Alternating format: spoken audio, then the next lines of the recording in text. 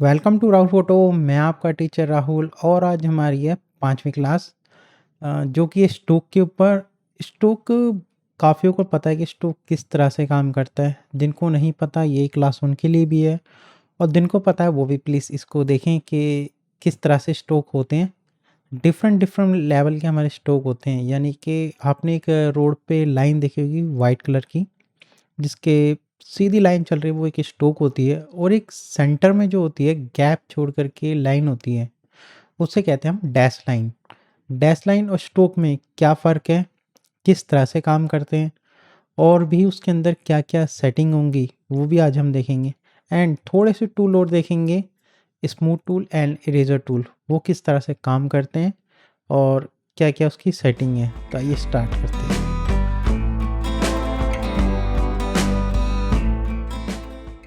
मैंने कुछ पहले से स्ट्रोक एंड फिल के साथ बना रखी है फाइलें, तो मैं आपको दिखा देता हूँ कि कैसे स्ट्रोक काम करते हैं और फिल किस तरह से काम करता है। एक्चुअल में ये बताना है कि इनके साइज इतने डिफरेंट दिख रहे होंगे आपको कि ये सारे अलग अलग साइज है, लेकिन ये साइज सारे एक ही हैं। जो मैंने रेक्टेंगल ड्रॉ करा है वो सिर्फ एक ही साइज का है, लेकिन इसके स्ट्रोक के कारण ये सारे अलग अलग साइज दिख रहे हैं। कैसे दिख रहे हैं मैं आपको दिखा देता हूँ। पहले तो ये मैंने लिया है फिल एंड स्ट्रोक, ठीक है। दूस उसके बाद मैंने लिया है ओनली फिल है, मतलब फिल ओनली है, स्ट्रोक ओनली है। ऐसे मैंने अलग अलग लिए हुए हैं सारी चीज़ें। तो इसका क्या मैटर है और इनका क्या है मतलब। मैंने इसमें स्ट्रोक लगाया हुआ है 10% का, और फिल मेरा वही है जो मैंने नॉर्मल कलर लिया हुआ है। डबल क्लिक करके जो भी आप कलर सेलेक्ट करते हैं तो फिल है, और ये स्ट्रोक है जो भी मैं स्ट्रोक कलर चेंज करता हूँ, राइट। अच्छा, अब ये स्ट्रोक तो यहाँ पे है, ठीक है। इसी के साथ देखिए यहाँ पे लिखा है 10% के साथ लिखा है हमारा स्ट्रोक। जैसे ही मैं इसको ओपन करता हूँ तो यहाँ पे इसकी काफ़ी सारी सेटिंग है। अब ये सेटिंग कैसे आएगी फ्रंट पे, मैं बार बार ये तो नहीं कि उस पर क्लिक कर करके लेके आऊँ, ये सीधा सामने आ जाए उसके लिए क्या है मैं आगे अभी बताता हूँ आपको। अभी ओनली फिल है, साइज दोनों का सेम है, खाली स्ट्रोक का फ़र्क है। अगर मैं इसमें स्ट्रोक लगा दूँ 10%, ठीक है, तो ये वही स्ट्रोक का साइज आ गया हमारे पास जो कि इसका साइज है, ठीक है। दोनों में देखो मैंने सिलेक्शन कर रखी है, दोनों को जो हमारे लाइनिंग है, जो पाथ है, वो एक्यूरेट दिखा रहा है कि इतना ही फिट का है ये। हम्म। इसके बाद ओनली स्ट्रोक सेम वही चीज़ है कि मैंने स्ट्रोक बढ़ाया हुआ है, इसको या तो कम कर सकते हैं या और कम कर सकते हैं। तो मैंने एग्जांपल में 10 रखा हुआ था बताने के लिए कितना बोल्ड हमारा स्ट्रोक होता है। इसके बाद में हम नीचे आ जाते हैं स्ट्रोक सेंटर। अच्छा, स्ट्रोक सेंटर कैसे है और स्ट्रोक इनसाइड और स्ट्रोक आउटसाइड ये कैसा आएगा। अब ये तरीका ये होता है कि इसके अंदर कुछ सेटिंग होती हैं जो हमारी इसमें ही होती हैं, सेम जैसे मैंने आपको फ़ोटोशॉप में बताया है कि जब हम उस पर डबल क्लिक करते हैं तो उसका एक पैनल खुलता है जिसमें स्ट्रोक की सेटिंग होती है आउटसाइड इनसाइड सेंटर। तो वैसा ही इसका भी है। तो कैसे लेके आना है, मेरे पास यहाँ पे स्ट्रोक का एक दिया हुआ है, तो मैं इसको बाहर रख लेता हूँ।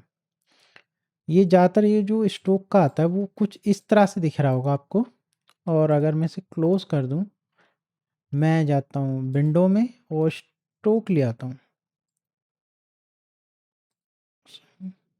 ये रहा मेरा स्ट्रोक, मैं इसको लिया। अभी यहाँ पे आता है, या तो इस पे यहाँ क्लिक कर लें 2 बार जैसे बताया, या आप यहाँ से शो ऑप्शन कर दें। तो शो ऑप्शन करेंगे तो ये पैनल पूरा ऑपरेट हो जाएगा। अब जब ये पैनल और ये पैनल दोनों सेम है, कोई फ़र्क नहीं है, बस ये कि काफ़ी चीज़ होती है ना, हमारी स्क्रीन छोटी है या हम उसको बाहर नहीं रखना चाहते, तो कुछ चीज़ें एआई ने इस तरह से डेवलप करी कि वो चीज़ हमें वहाँ दिख जाती है, ठीक जहाँ से हम स्ट्रोक बढ़ा रहे होते हैं, ठीक है। अब इसका स्ट्रोक सेंटर कैसे है, मैं इसको सेलेक्ट करता हूँ तो यहाँ पे देखिए एक पार्ट है सेंटर की तरफ, ठीक है। तो मैं इसको हटा देता हूँ, ये सेंटर। अब यहीं से वही चीज़ है कि हम इसको बड़ा छोटा साइज कर सकते हैं जितना हमें चाहिए। क्या और बड़ा, 20%, 10%, अच्छा, अब ये जो है सेंटर में है, दोनों के सेंटर में स्ट्रोक है, और ये जो है वो इनसाइड है। इनसाइड कैसे होगा? अगर मैं इसका साइज़ बढ़ाता हूँ, तो ध्यान से सुनना, अगर मैं 14 कर देता हूँ, तो ये अंदर की साइड हो रही है, यानी कि इनसाइड। पाथ मेरी बाहर हो गई, और जैसे-जैसे जब मैं इसको बढ़ाऊँगा तो ये अंदर की तरफ फ़िल होगा, ना कि बाहर की तरफ। तो इसी तरह से यहाँ वाला। अब ये लिखा है आउटसाइड। आउटसाइड का क्या मतलब है कि पाथ अंदर है और स्ट्रोक बाहर जाएगा। यानी कि अब मैं इसको क्लिक करूँगा तो ये वहाँ से रिड्यूस होने लगेगा। अच्छा, अब ये हो कैसे रहा है, वो मैं आपको बता देता हूँ। जब मैं इसको सिलेक्ट करता हूँ तो ये देखिए तीनों के तीनों मेरे लेफ्ट साइड पे हैं, और ये वाला मेरा इधर है सेंटर में, बीच में, यानी कि लिखा है इनसाइड, ठीक है? और इस वाले पे ये लिखा है आउटसाइड, यानी कि वो बाहर हो गया, इन फ्रेम से बाहर होता जा रहा है ये, तो इसलिए वो आउटसाइड इनसाइड इसी तरह से है। मीटर स्ट्रोक, मीटर स्ट्रोक क्या है? इसी में ही हमारा दिया हुआ है। जब मैं इस पे सेलेक्ट करता हूँ तो ये वही स्ट्रोक है जो हमारा ऑलरेडी पहले से है, यानी कि यही चीज़ है सेंटर वाला।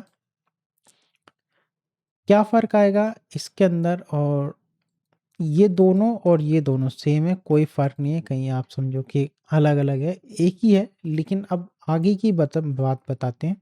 ये दोनों सेम ही स्ट्रोक हैं, ऊपर वाला और ये वाला मिडल। अब राउंडेड, राउंडेड क्या है? ये है, यानी कि वो दिख कैसे रहा है? ये राउंडेड है हमारा, ठीक है?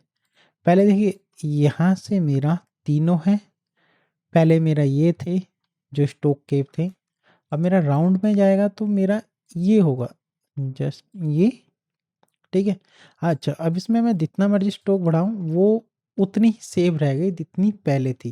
खाली आकार के साथ वो हल्का-हल्का कर्व होता रहेगा। अगर मैं इसे कम कर दूँ तो ज़ूम करके दिखाता हूँ, कम हो गया। और मैं 6 करता हूँ, थोड़ा-सा बढ़ा, ऐसे ही 10 करूँगा तो थोड़ा और बढ़ेगा। इसको मैं सेलेक्ट करता हूँ, 10 बढ़ गया, ओके। अच्छा, वेवल। अब वेवल कौन-सी चीज़ है? ये आपने देखा होगा काफ़ी जगह पे कट लगा के एक फ्रेम दे कर के डिज़ाइनिंग में इमेज लगाते हैं, तो वो इसी तरह से होता है। राउंड, जहाँ पे हमें लगता है कि हमें राउंड चाहिए या स्क्वायर चाहिए या बेवल चाहिए, यानी कि कटा हुआ चाहिए, तो इस तरह से होता है। वो क्या होता है, हम इस वाली लाइन से बाहर हो गए, ठीक है? वहाँ लिखा भी होगा आपके पास, सबके पास लाइनें तैयार रहती हैं, हमें कहीं घूमने की ज़रूरत नहीं है। इतना ईज़ी एंड ड्रॉप बनाया हुआ है एआई को कि हमें यहाँ-वहाँ घूमने की ज़रूरत नहीं पड़ती इसके अंदर। तो यही इस तरह से, अगर मैं इसको यहाँ कर दूँ राउंडेड, अगर यहाँ कर दूँ स्क्वायर, तो ये हो गया कट वाला जो हमें चाहिए। यहाँ तक आपको क्लियर होगा स्ट्रोक के बारे में। अच्छा, अब नीचे आ जाते हैं, डैश लाइन। जैसा मैंने आपको बताया कि रोड पे एक डैश लाइन होती है, ये तो वो होगी रोड पे जो पैरेलल लाइन होती है, जो चल रही होती है, ठीक है? उसके बाद आ जाती है डैश लाइन। अच्छा, डैश लाइन और दोनों में क्या फ़र्क है? डॉटेड लाइन और डैश लाइन में क्या फ़र्क है? यानी कि मैं इस पे जब सेलेक्ट करता हूँ, तो मैंने यहाँ डैश लाइन ऑन करा हुआ है। सेम वही चीज़ है, लेकिन डैश लाइन ऑन करा है। अच्छा, जब डैश लाइन ऑन करते हैं, तो हमारे ऊपर है कि मैंने स्ट्रोक कितना रखा है, तो मैंने इसका 1% रखा है, और डैश लाइन रखी है मैंने 4 पिक्सल की, ठीक है? तो 4 पिक्सल ही रखा हुआ है। अब क्या रीज़न है 4 पिक्सल का? हम जैसे ही मैं इसको थोड़ा-सा बढ़ाता हूँ, 5, तो ये गैपिंग बढ़ना शुरू हो जाएगी, यानी कि इस पे जो है लाइनिंग लंबी हो जाएगी। ऐसे ही करते तो जहाँ तक मुझे चाहिए, तो ये होता होगा हमारा कभी-कभी, जैसे डीएसएलआर में होता है फ़ोकस के लिए, तो कुछ इसी तरह से डिज़ाइन होते हैं वो। आप यहाँ इसको कम कर दें, जितना कम करना है। मैं इसको सेलेक्ट करता हूँ, अब मैं इसको कम करता हूँ। आप सिंपल व्हील से करें, माउस के वहाँ सेलेक्ट रखें और व्हील से रोटेट अप डाउन करें। आपको स्क्रीन पे दिख रहा होगा मेरा व्हील अप डाउन हो रहा है। तो इस तरह से ये होती है, तो मैंने यहाँ 4 डाल देता हूँ, ठीक। अच्छा, डॉटेड लाइन में क्या फ़र्क है? अब इसके अंदर एक चीज़ का ध्यान देना होता है कि जब मैं काम करूँ, तो मुझे यहाँ पे जो मेरा रखा हुआ स्टॉक वही उतना रखना है। जब ये डॉट लाइन दिखेगी, नहीं तो नहीं दिखेगी। क्यों नहीं दिखेगी? अगर मैं इसको 2 कर देता हूँ या एग्ज़ाम्पल 4 कर देता हूँ एंड एंटर, तो क्या हुआ? खत्म हो गया। हाँ, इसका स्टॉक भी अगर मैं 4 रख दूँ, तो ये डॉट हो जाएगा। तो इस तरह से सारे स्टॉक में हम काम करते हैं। दोनों का फ़र्क क्या है, किस तरह से काम होगा और स्टॉक में और क्या-क्या चीज़ है वो मैं दिखाता हूँ। अभी तक मैंने यहाँ तक बताया, अब हम थोड़ा आगे चलते इन दोनों को लेकर के। आपने ये देख लिया, ये भी देख लिया, अब ये बचे हमारे, तो ये कैसे होंगे? हम मैं चलता हूँ यहाँ पे। तो यहाँ पे जब आएँगे तो ये मेरी वो ये एक लाइन जो हम ड्रॉ करते हैं, सिंपल एक लाइन है। अच्छा, ये लाइन और ये लाइन सारी सिमिलर लाइन है।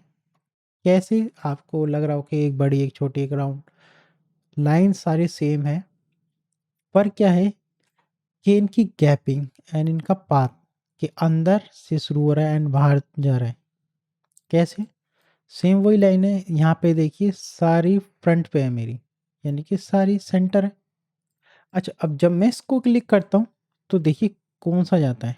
जब मैं इसको सेलेक्ट करता हूँ, तो देखिए इसकी पाथ जो है वो पहले ही ख़त्म हो गई है, ठीक है? और इसकी पाथ एंड टू एंड है। मैं थोड़ा-सा ज़ूम कर देता हूँ। इसकी पाथ जो है एंड टू एंड है और इसकी पाथ पहले ब्रेक हो गई है एंड इसकी पाथ भी पहले ब्रेक हो गई है। क्यों ये? क्योंकि मैंने इसको राउंडेड सेलेक्ट करा है, ये रहा। तो मैं इसको हटा देता हूँ और इसको राउंडेड एंड सेम वही राउंडेड चाह रहे हो या स्ट्रोक पहले चाह रहे हो? दोनों सिमिलर ही है। तो मैंने कुछ इस तरह से डिज़ाइन करा है एंड इस तरह से, ठीक है? अच्छा, अब यहाँ तक तो हो जाता है ये। आगे चलते हैं हम। एक मैं वही सेम न्यू ले रहा हूँ। स्ट्रोक का मैं अभी यहीं तक रखा है आपको। आगे किस तरह से स्ट्रोक बनती हैं वो मैं दिखाता हूँ आपको। ब्रश टूल भी एक स्ट्रोक का पार्ट है। यानी कि मैं अगर बी से वही ब्रश टूल जो हमारा फ़ोटोशॉप में है। ब्रश टूल में एक चीज़ का ध्यान रखना, ये स्ट्रोक में ही काम करता है, फिल नहीं है। जैसे फ़ोटोशॉप में वो फिल में ही काम करता है और इसमें ये स्ट्रोक का काम करता है। यानी कि अगर मैं कोई भी चीज़ करूँ, तो ये सिर्फ़ स्ट्रोक ही चलेगा, ना कि फिल है। ठीक है? फिल नन है। और मैं बाय डिफ़ॉल्ट भी क्लिक कर देता हूँ, तो भी ये नहीं रहेगा। तो भी देखो ऑटोमेटिक फिल बंद हो जाएगा। बाय डिफ़ॉल्ट करा, अगर मैं कुछ और करता हूँ, ऑटोमेटिक फिल पे क्रॉस आएगा। क्यों? क्योंकि ये स्ट्रोक है। अच्छा, स्ट्रोक भी वैसे ही है कि आप कलर चेंज कर सकते हैं, चाहे यहाँ से भी ऐसे कर लें। अच्छा, स्ट्रोक भी वैसा ही है कि आप कलर फिल कर सकते हैं। कैसे? मैं इसको ऊपर रख लेता हूँ। एग्ज़ाम्पल मैंने इसको ऊपर रख लिया। कलर चेंज करें, ठीक है? एनी कोई भी कलर, ठीक। अच्छा, अब यहाँ तक हमने देखा कि ब्रश में स्ट्रोक होता है। पेन टूल होता है वो भी एक स्ट्रोक ही होता है एंड फिल एंड स्ट्रोक दोनों काम करता है। यानी कि जब मैं कोई भी पाथ बनाता हूँ, ब्रेक करता हूँ, सिंपली मैंने ये करा हुआ है और मैं इसको कोई भी कलर देके सिलेक्ट करता हूँ एंड यहाँ से ऊपर से मार्जिन बढ़ा देता हूँ। आप कोई भी कलर इसमें फिल करें या फिल भी करें, तो फिल कैसे होगा? कुछ इस तरह से होगा।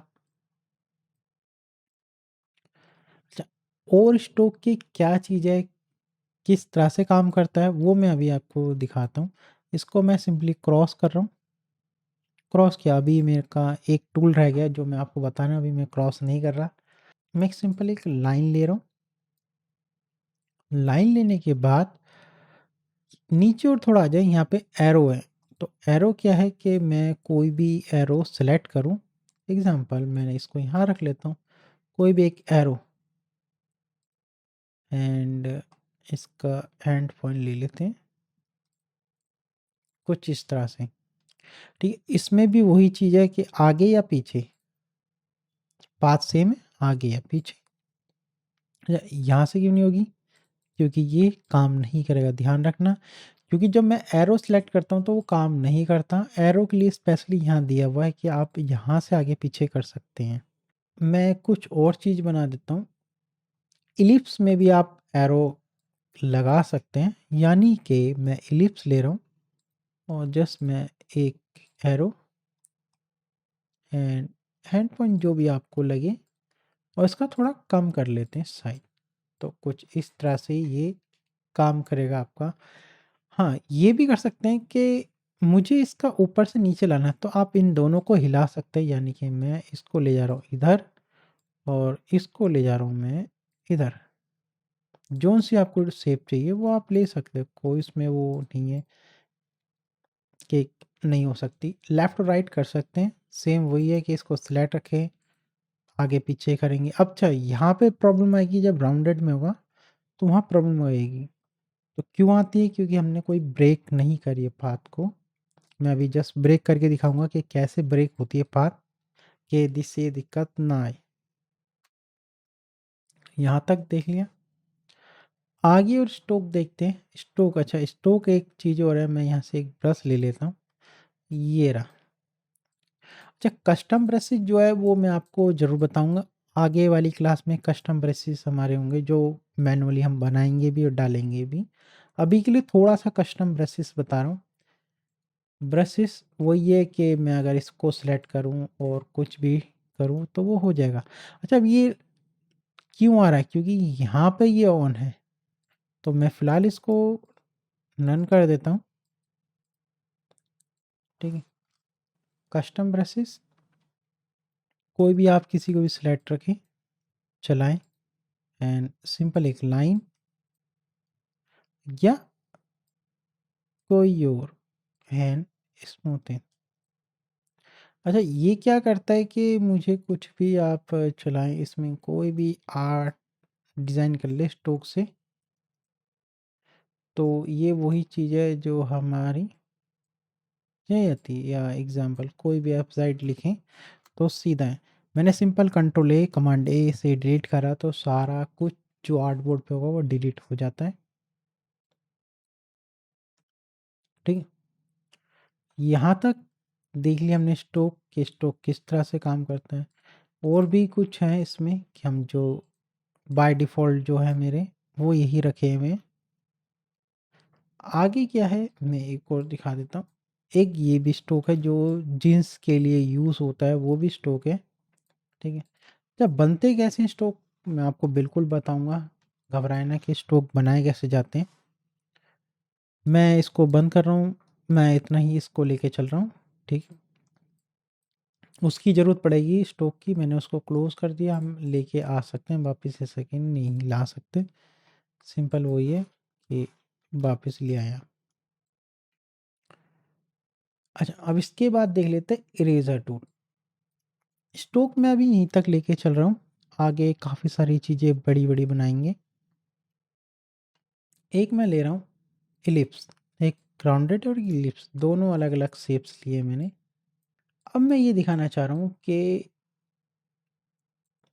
नाइफ़ मैं दिखा रहा हूँ आपको इरेज़र। अच्छा, ये इरेज़र और सीज़र एंड नाइफ़ में क्या फ़र्क है? बहुत फ़र्क है। यानी कि मैं इरेज़र से इरेज़ करूँ तो क्या करेगा ये, पाथ को आगे ले जाएगा, ना कि उसे ब्रेक करेगा। यानी कि अगर मैं शिफ्ट होल्ड करके रखूँ और उसको लेके आ जाऊँ, तो सीधा ये है। अच्छा, ये बड़ा भी कर सकते हैं, वही हमारे ब्रैकेट होते हैं, फ़ोटोशॉप वाले सेम। शिफ्ट होल्ड कर रहा हूँ, यहाँ तक लेके आ जाते हैं। शिफ्ट होल्ड, इसको मैं यहाँ से यहाँ रख रहा हूँ। तो इस तरह से हम कोई भी एक आर्ट बना लेते हैं, डिज़ाइन। ठीक? सेम यही है कि मैं इसका वही सेम चीज़ कर रहा हूँ, मैं इसको यहाँ से लेके आ रहा हूँ और इसको यहाँ से। ठीक। अच्छा, अब ये हो तो गए हैं। अब देखिए दोनों पाथ अलग-अलग हैं। क्यों अलग है? और ये क्यों नहीं अलग है? क्योंकि ये मैंने इसको यहाँ से यहाँ तक ब्रेक कर दिया था। जब ब्रेक करेंगे तो वो अलग हो जाएगी। यानी कि मैं अनडू कर देता हूँ एक बार और मैं जस्ट इसको यहाँ से यहाँ ड्रॉ कर दिया। तो इसने क्या करा, दोनों पार्ट के टुकड़े कर दिए। सिंपल है। मैं एक और ले रहा हूँ। आपने इरेजर देखा, सीजर, सीजर बहुत अलग तरीके से काम करता है। अगर मैं इसको यहाँ चलाऊंगा नहीं चलेगा, वो बोलेगा प्लीज़ पाथ पे ही चलाएं। तो जस्ट मैं पाथ पे चलाया एंड यहाँ चला दो, तो इसने क्या करा, ये वाली पाथ उठा करके अलग कर दी। तो ये पाथ को ब्रेक करेगा, और जरूरी नहीं कि हम वो पूरा ही चलाऊं, ये पाथ ब्रेक करेगा और पूरा ही ब्रेक करेगा। यानी कि जो पहला वाला था मेरा, एक कॉपी,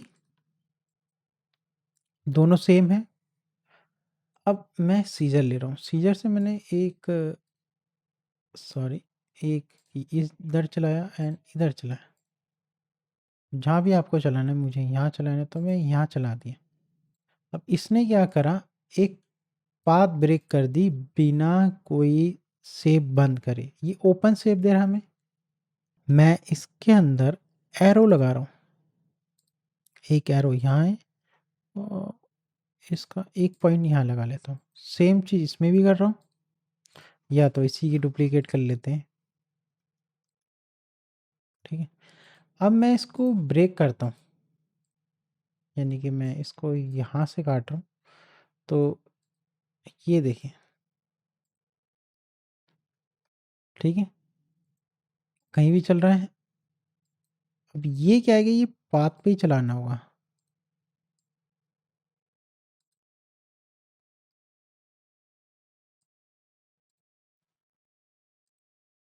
अच्छा, अब दोनों में फ़र्क क्या है, इरेज़र क्या करता है, जितना हिस्सा मैंने लिया है, जहाँ तक मेरा इरेज़र का जो साइज़ था वो जितना बड़ा होगा वो उतनी गैपिंग देगा। ना सीजर क्या करता है, वो उतने ही पार्ट को ब्रेक करता है, लेकिन उसको आपस में मिला के रखेगा जब तक हम उसे ओपन उठा के कहीं नहीं ले जा सकते। यानी कि मैं इसको यहाँ कर देता हूँ और इसको मैं यहाँ कर देता हूँ। ये भी वैसे ही है, लेकिन ये ऑलरेडी पहले से गैपिंग के साथ है। ये गैप नहीं था, ये गैप था। तो ये एक रीज़न होता है हमारा इनका, इरेज़र और नाइफ का। अच्छा, इसके साथ मैं आपको लास्ट वाला टूल, एक नाइफ है, वो बिल्कुल लास्ट में बताऊँगा आपको, ठीक है? अच्छा, शेप टूल, शेप टूल मैं थोड़ी देर में बताता हूँ। शेप टूल है, पेंसिल टूल है, स्मूथ टूल है एंड पाथ इरेज़र टूल है। जॉइंट टूल वही है जो जॉइंट था, जॉइंट का थोड़ा डिफरेंट है, ठीक है? तो मैं पहले पेंसिल ले लेता हूँ, पेंसिल भी स्टोक है। अच्छा, पेंसिल जब चलाते हैं तो हमें वो लाइव रिजल्ट कभी नहीं देगा, इस चीज़ का ध्यान रखें। जब मैं चला रहा हूँ वो सिंपल एक पाथ ही बनाएगा, सिर्फ़ पाथ दिखेगी हमें, बाद में वो चीज़ फ़िल करेगा। स्मूथ, स्मूथ क्या करेगा, जब तक हमारा कोई पास बात नहीं होगी तो करेगा ही नहीं। यानी कि मैं कुछ रफ़ बना दिया, या स्मूथ टूल लेंगे और मैं इसको थोड़ा बड़ा करके,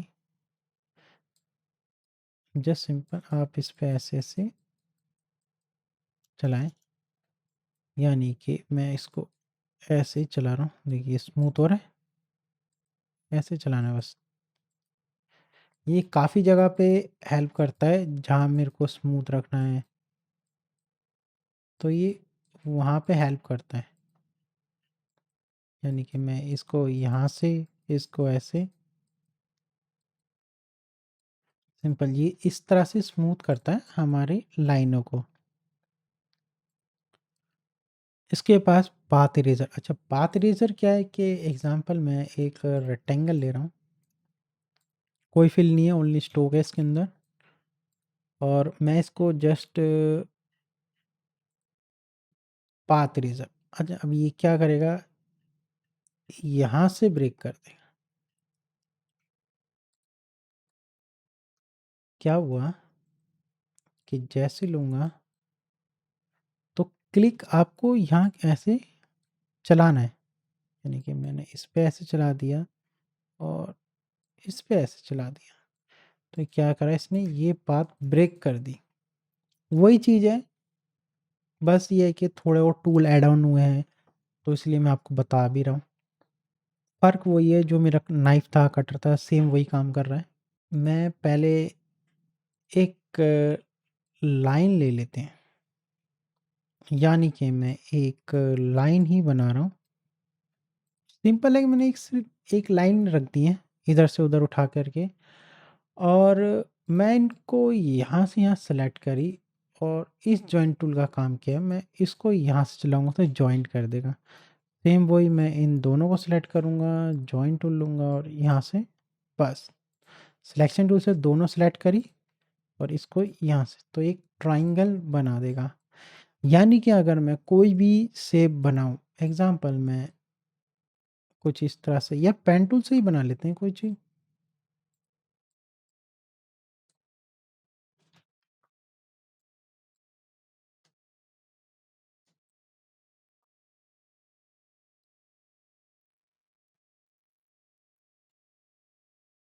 मैं सिंपल ऐसे ही रफली ड्रॉ कर रहा हूँ, कुछ वो नहीं करा है। ठीक है, सिलेक्शन टूल से क्या करूँगा, वी से सिलेक्शन टूल, इन दोनों पाथ को मैं सेलेक्ट कर रहा हूँ। ठीक है, अब मैं यहाँ पे जॉइंट टूल चलाऊँगा तो जॉइन कर देगा। सिंपल है, मैंने इसको चलाया और जॉइन टूल लिया, सेम ऐसे ही सबको जॉइन करता हुआ चलेगा। जॉइंट टूल काफ़ी जगह काम भी आता है हमारा, ऐसा नहीं कि नहीं आता।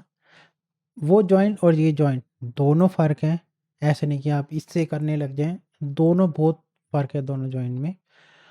अब बारी है शेप टूल्स की। शेप टूल लास्ट था, उससे पहले भी मेरा एक पड़ा है नाइफ कटर, तो मैं पहले शेप दिखा देता हूँ। शेप टूल क्या करता है कि एग्जाम्पल मुझे एक ट्रायंगल बनाना है, तो यानी कि मुझे क्या करना पड़ा, कोई ट्रायंगल शेप नहीं लेनी पड़ी, यहाँ तक कि मैं इलिप्स बना रहा हूँ तो भी राउंड, स्क्वायर बना रहा हूँ।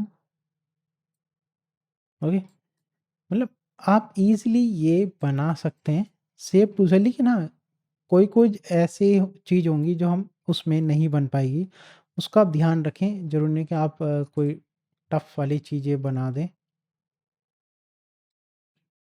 ठीक है, तो यानी कि मैं नहीं बनेगा, है ना? अच्छा, एक चीज़ का ध्यान रखें, जब यहाँ तक हो तो पाथ क्लोज करेगा, नहीं तो शेप नहीं बनाएगा। यानी कि मैं इसको इतना छोड़ देता हूँ, नहीं बनाएगा। पाथ से पाथ मैच करनी होगी, जब जाके ये शेप बनाएगा। ठीक है, यानी कि ट्रायंगल में थोड़ी मेरे से अगर मिस्टेक होगी, मैंने यहाँ छोड़ दी, तो उसे पता है कि ट्रायंगल ही बन रहा है, तो इतना ईज़ी बनाया इसको,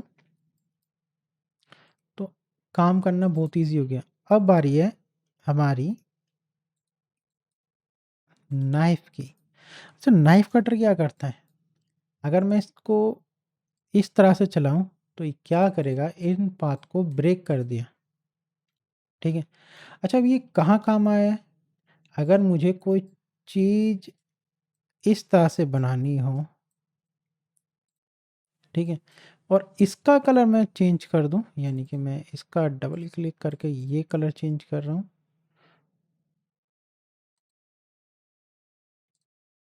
और इस वाले का भी मैं थोड़ा ये ले रहा हूँ, और इस वाले का मैं थोड़ा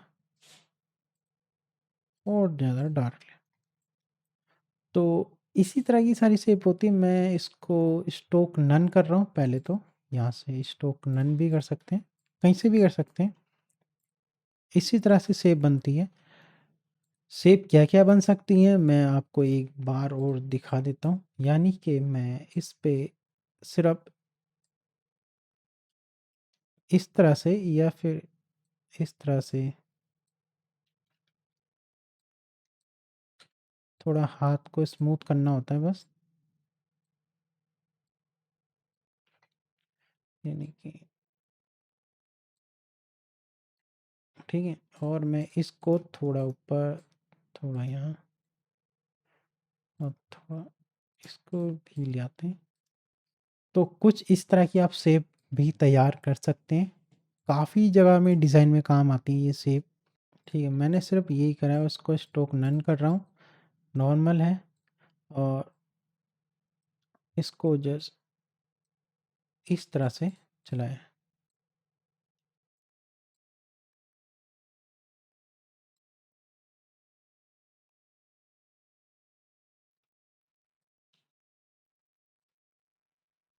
ये रहा आपका। और अगर मैं इसके अंदर कुछ और चीज़ें कर देता हूँ, यानी कि मैं इसको इस सेंटर में और इसका, हाँ, स्ट्रोक में थोड़ा वाइट कर रहा हूँ। और इसके अंदर भी एक और चीज़ सेम वही,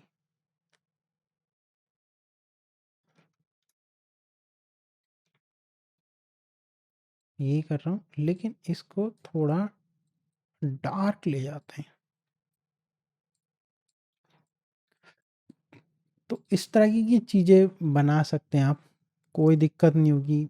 बहुत ही ईज़ी है, ऐसा नहीं कि टफ़ चीज़ें हैं। हाँ, थोड़ा-थोड़ा पता नहीं होता तो हम वो चीज़ें नहीं कर पाते। काफ़ी सारी चीज़ें होती हैं, अगर मैं इसका भी कलर चेंज करूँ तो भी मैं इसका कलर चेंज कर सकता हूँ, नो इश्यू। कलर आप कोई भी रखें, कोई दिक्कत नहीं है। तो ये छोटी-सी टेक्निक आपको समझ में आई होगी कि स्ट्रोक किस-किस तरह के होते हैं, कौन से स्ट्रोक कहाँ पे लगा सकते हैं हम, या नाइफ़ भी आपने देखा कि नाइफ़ कटर के अंदर हम स्ट्रोक का भी इस्तेमाल कर सकते हैं। एरो की किस तरह से इस्तेमाल होगी, सारी चीज़ हमने आज देखी हैं। मैं इसलिए थोड़ा फ़ास्ट आज काफ़ी टूल इसलिए करा दिए क्योंकि हम बहुत ज़्यादा स्लो हो गए हैं। फ़ास्ट करने के लिए मैंने ये थोड़े और ज़्यादा टूल ऐड ऑन कर दिए। अगली जो क्लास होगी वो होगी रोटेशन क्लास। रोटेशन में हम कुछ ना कुछ बनाएँगे। आज की क्लास में ज़्यादा बनाने का नहीं था। स्ट्रोक के बारे में था कि स्ट्रोक क्लियर हो जाएँगी तो हम आगे जाके बहुत चीज़ें बनाने वाले हैं स्ट्रोक के साथ ही। आई होप आपको ये क्लास पसंद आई होगी। पसंद आई प्लीज़ लाइक करें एंड शेयर करें, और जिन्होंने मेरा चैनल अभी तक सब्सक्राइब नहीं किया है वो प्लीज़ सब्सक्राइब करें। Thank you.